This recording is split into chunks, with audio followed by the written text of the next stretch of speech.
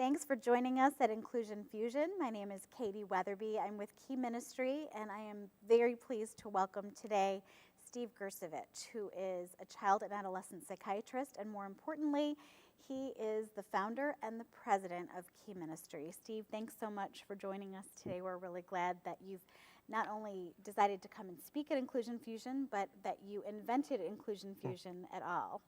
Well, Katie, thanks so much for your kind words. I'm just really excited about, people around the country and people around the world getting a chance to get to know you and Rebecca and Harmony and some of the fabulous people that I've just been honored to serve with on our team, as well as some really terrific folks that we've had a chance to work with around the country who are experts in different areas of children's and disability ministry. So I'm just really excited that this is all coming together and that people are going to meet a lot of new friends and learn a lot of new stuff this week. Well, tell me something. We're talking today about kids with issues, the mission field next door. When you use the term kids with issues, what exactly do you mean? Because I don't think that's a medical term. Well, when we're talking about kids with issues, part of what we've been focused on from the very inception of Key Ministry is helping churches to be able to serve, welcome, and include families of kids with what we'd refer to as hidden disabilities.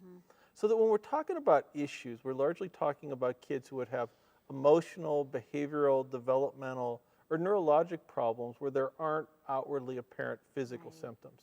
So one way of thinking about it is that if a kid has a significant disability, but you can't capture it by taking a still photo, that would represent a hidden disability.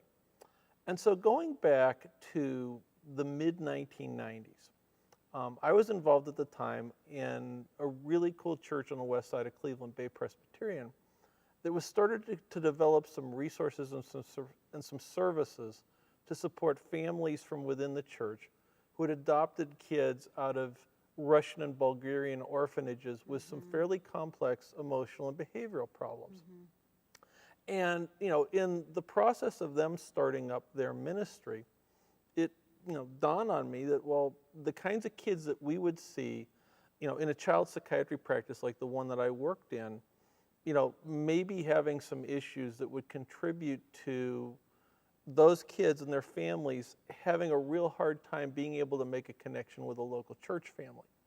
So that around the time that Bay Press was starting up, I just started asking some screening questions of, all of the new kids and all the new families coming into our practice about where the child was at in terms of their spiritual development, where the family was at in terms of their ability to be able to, participate in a church or in a religious organization in terms of practicing their faith.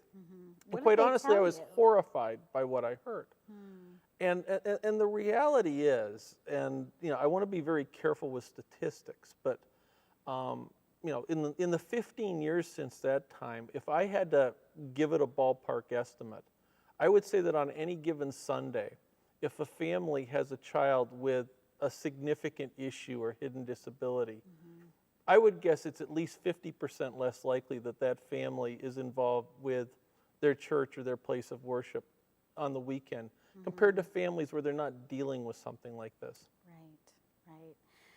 So as we think about this then, and we know that these are really busy times, and churches are being asked to meet a lot of demands, and churches are struggling with budgets and with staffing. So why this issue? Why should churches definitely create a purposeful strategy for ministering and including families of kids with issues? Well, I think that the most compelling reason is that there are just way too many kids and way too many families that this touches to be able to ignore the problem. So when we're talking about things like hidden disabilities, we're referring to conditions like ADHD, anxiety disorders, kids with learning disabilities, kids with bipolar disorder, kids with, autism spectrum disorders, kids who have been in foster care or adopted where they may have some issues with attachment. And there was a study that came out last year in the Child Psychiatry Journal that showed that 22% of the kids entering first grade in the United States meet criteria for at least one psychiatric disorder. Wow. We know the statistics that 1 in 110 kids in the United States now have a diagnosis of an autism spectrum disorder. Around 9.5% of all kids in the United States between the ages of 4 and 17 have been treated with medication for attention deficit disorder. And in some states like North Carolina, the rate of parents identifying their kids as having been diagnosed with ADHD exceeds 15% at this point. Wow. 8% of all adolescents in the United States meet criteria for at least one anxiety disorder. And in most instances, those conditions are apparent in kids by the time they turn age 6. A number of churches around the country that we're aware of are getting more involved from a missional standpoint in looking to serve and reach out and take in kids who are involved in the foster care system. And one of the things that the church is seeking to do this, and we think this is a very cool thing, by the way, but one of the things that they need to appreciate is that 38% of the kids in the foster care system, according to a study by Julie Zito out of the University of Maryland, are on some type of psychoactive medicine. 72% of that group of kids takes at least 2 different medications, and around 40% are on 3 or more different medicines. So that, increasingly, when we think about the folks that we have in our communities who aren't connected with a local church, this is going to be an issue that's going to touch many of them. And the number of kids that we're talking about here far exceeds the number that we would traditionally think about, or who would identify themselves as having some sort of special need and fit into a lot of the existing ministries that have taken root and continue to grow around the United States. So many of these families may not consider themselves families affected by disabilities, but yet they really do have a lot of struggles when it comes to taking part in church on a regular basis. So can you talk a little bit about what kinds of barriers these folks face? Well, there are 4 or 5 different types of barriers that come to mind. And a couple of weeks ago, I know that you and I were at the Johnny and Friends Disability Ministry Summit. And, traditionally when people have thought about folks with disabilities, they've thought about physical barriers. Right. But there are a number of issues about the way that we may do church that pose significant barriers to kids who have these conditions and their families. The first issue has to do with the reality that a lot of kids that we're labeling as having quote-unquote issues really struggle in one way or another with their capacity for self-control. And so that when you're going into a church environment where the ability to be able to inhibit your behavior, to manage your emotions, to delay gratification, where that's really important, being able to meet the expectations that folks have, for a child's behavior there may be a significant struggle. I mean, in our home area here in Northeast Ohio, we work with a number of Roman Catholic churches. And the expectation in Catholic churches is that kids are going to be able to sit through the worship service of the Mass together with their parents with something that, for a 7 or an 8-year-old child, with no disability may not be particularly interesting. But they're asked to sit through it, in a place where maybe the seating's not really comfortable, where there are lots of potential distractions around, and where, what's being shared may not be particularly relevant for kids, of their particular age.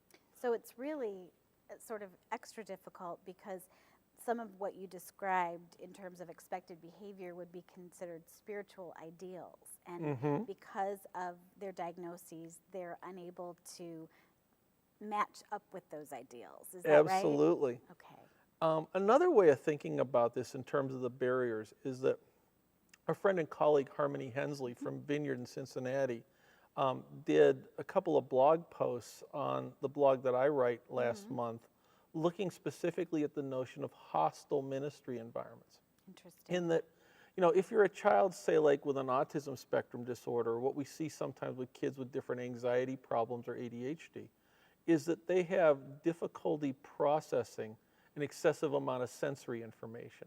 So that you think about what it's like for a kid who already struggles with self-control, they may experience like the loud music and the bright lights during an upbeat children's worship service is actually painful in some instances. or the sounds and the bustle, of hundreds of people coming in and coming out at the beginning or at the end of church may be really overwhelming. Or think about what it's like to be, like a little 5 or 6-year-old with separation anxiety, to be going to a new place, to be expected to go off, spend time with kids that they may not be familiar with. Well, their parent goes to a very different part of the campus or the building, and they're not able to be with them or see them. All of those things can be significant struggles for folks who have issues or hidden disabilities. So even though we as the church are setting up ministry environments that we think will be fun and engaging, sometimes the kids that we're really seeking to serve the most might have a real struggle with those kinds of environments. Well, exactly, because when the amount of sensory information or the amount of input that they have to process becomes overwhelming, if they have issues with self-control to begin with, it becomes that much harder to be able to marshal the mental resources, not only to be able to demonstrate a reasonable degree of control in terms of one's behavior, but you don't have the mental resources to be able to, to get the key points that are being communicated, and to, to learn the things about Jesus that folks are hopefully trying to teach them through their worship services and their small groups. So what then can churches do to bridge these barriers? Because on the one hand, I don't know of a church who doesn't want to welcome families affected by disabilities, hidden or unhidden. Every church that we've worked with really wants to do that. At the same time, they're trying to serve a large population of kids, many of whom, or most of whom, are typically developing. So how do we bridge that barrier to make it sort of an and both instead of an either or situation? Well, I think that there are 4 different things that churches can do if they, are interested in reaching out to, connecting with, and bringing into the body of Christ families who have kids with these issues. Okay. I think that the first thing that they need to look at is that they may need to go out into the community and meet these folks, as opposed to waiting for the families to come to them. One of the ways that some churches have attempted to reach out is through holding respite events. And I know that, Rebecca Hamilton from our team did a wonderful discussion about, training and equipping churches to be able to do that. But another way that churches can reach out is through relational respite. Okay. And that you don't necessarily need to have a big program or a facility, that, individual families or small groups within the church can identify folks that they know in the community who are struggling and do a home-based respite, but do it in such a way that they invite the families to build relationships with them, and they can be incorporated into their small groups and be incorporated, hopefully, and welcomed and invited into the life of the church in that way. There are other churches that we have worked with that have been intentional about going out in the community and finding ways of serving families who are struggling with kids with hidden disabilities. Okay. I know that one of the churches that we serve has about 150 adults who regularly go into the inner city schools to tutor kids who are falling behind academically or at risk. One of our local churches has approached us about training volunteers to be able to advocate for kids in a charter school that they're now running for children with learning disabilities when their time at the school is done and they need to be reintegrated into the public schools to be able to get the appropriate supports that they need. So going out in the community and serving them and meeting needs is one way of going about doing that. A second way would be to look at offering some training opportunities to the existing children's ministry staff, to key volunteers, to help them to be able to identify some of the signs that kids may be struggling with their church participation, and some specific strategies that they can then employ to help their time at the church or in church-based activities to be more successful. A third thing that churches can do is to take a look at their ministry environments. Even things, as basic as, the lighting in the church. How much noise or how much sound there is during different activities. Making sure that there's appropriate structure and supervision during transition times when kids are being picked up, when kids are being dropped off. So that kids who may be struggling with some sort of self-control issues, may be struggling with some sorts of sensory issues, are able to have a successful experience. And then the fourth thing that churches can do to help support the families is that families who have kids with these kinds of issues have a very hard time finding babysitters. So that if there are certain activities that a given church sees as being essential for building disciples and for spiritual development, so that, in some churches they have a fabulous pastor who's a great teacher, and so it's coming and listening to the messages on Sunday that's really critical. For some churches, it's small group involvement. For some churches, it's being actively involved in serving. Okay. But if you're serious about wanting to be able to help to support these families and to help to give them the resources and the relationships that they need to fulfill their primary responsibility of being their child's faith trainer, offering the supports of the family so that they can make use of all the cool stuff that their church has to offer is something that's really critical. All right. Well, I'm sold, obviously. I wholeheartedly believe in this. But I'm not the pastor of a church who is managing multiple programs and multiple people. You've been on the elder board at 2 different large churches.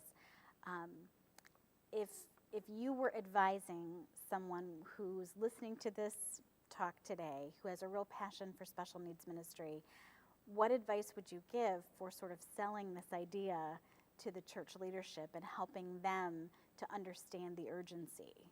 Well, first off, one of the things that I would share is that you don't have to start a new program if that's not what your church does. We're more than happy, our team at Key Ministry, to help people to do that. There are a number of, fine speakers and leaders who also help churches set up disability ministries. But ideally, I think that you can serve almost all of these kids within the context of the programming that your church already offers. So you don't have to set up a new program. I think it's important for them to understand that if they do have a special needs ministry, a lot of folks who are struggling with these kinds of issues aren't necessarily going to benefit from it or see it as something that would be a resource to them. Because, even though I know in one of our local school systems, one of the school board members had shared with me that over a third of the kids in the school district are on either an individualized education plan or some accommodation plan because of a significant disability. The vast preponderance of those kids and their parents would never think about the kids as being quote unquote disabled or having a special need. But does the learning disability or the attention issue take a day off on Sunday? Unfortunately, it does not. Right. So those needs are going to exist on Sundays as well. I think it's important to understand that most of these kids aren't going to need buddies to be successful because a big concern in a lot of churches is, was it going to take away so many volunteers that it negatively impacts our ability to do some of the other things that we think are important? And that, our job, as Key Ministry is to help churches answer the questions and come up with the strategies to get the children involved and their families involved in exactly those things that the church has found most effective in building disciples. So that in my mind, where the win occurs is that whenever a child with a hidden disability or one of their family members has a meaningful connection with a local church family, we've won and the kingdom's won. That's great. That's great. Okay, so how can folks access what Key Ministry offers, and how can we then, as a ministry, respond to the teams in churches who need help in getting going? Well, one of the things that we felt is important is that, with all the barriers that exist between the families that we hope to see connect, and the churches that hope to serve them, we don't want money to be an additional barrier, so that everything we offer is free. So that all of our training, all of our consultation, all of our resources, all of our support is absolutely free of charge. And, we're more than happy to give that as a gift because that's what Jesus did for us. And that's a neat way to pay it forward. Some of the things that I would hope churches would take advantage of, beyond this opportunity here with Inclusion Fusion, is that we are going to be setting up something after the conference that will allow churches everywhere to get access to video training that's been created by folks from our team. You know, and we're very thankful to Jeremy and our partners with, you know, Pajama Conference for helping us to be able to do that. One of the things that I think is nevertheless really important is that folks have an opportunity to have a personal touch with training. And so that one of the things that you've been instrumental in doing for us is setting up jam sessions, which are intensive opportunities, one day for now, but maybe 2 days beginning in 2012, you know, for folks to come to here in Cleveland several times next year, or in different places around the country. This year they've been in Cincinnati and in Des Moines, Iowa, you know, for an opportunity to get leadership training and to get all the resources they'll need to launch one of these ministry initiatives in their local church. And so we love getting an opportunity to meet folks and do that. But at the same time, modern technology is a great thing. We have Skype, we have phones, and that one of the things that I know that you and Rebecca have very much enjoyed doing is fielding emails and phone calls, you know, from children's ministers, from parents, from youth pastors, you know, and from high capacity volunteers.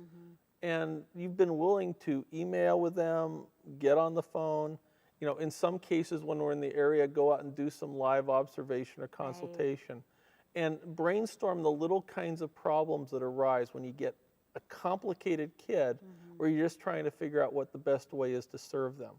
So I hope you don't mind that I'm doing this, but if you want to email Katie at katie@keyministry.org, I'm sure that she would be more than happy to field those emails and be of service. I would be very happy to do. That's my favorite part of my job, is getting to problem solve with churches. So Steve, thank you so much for sharing your wisdom. I think it's so rare and wonderful that a physician with your expertise is also so committed to growing the kingdom. And I know this is your day off and you're spending all day with us filming today because that's where your heart's desire is, to see the kingdom grow. So thank you. And thank you for joining us for Inclusion Fusion. We hope that this has been helpful to you. Again, if you have questions or if you need more help, you can reach us at www.keyministry.org.